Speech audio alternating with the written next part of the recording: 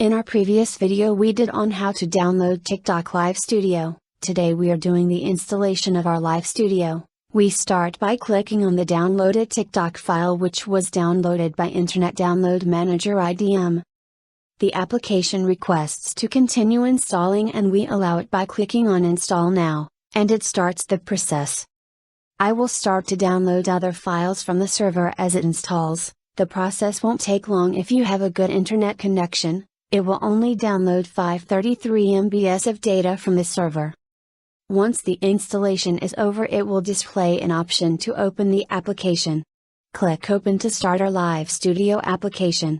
After opening the application it will request for login, and there are several ways to log in, as you can see.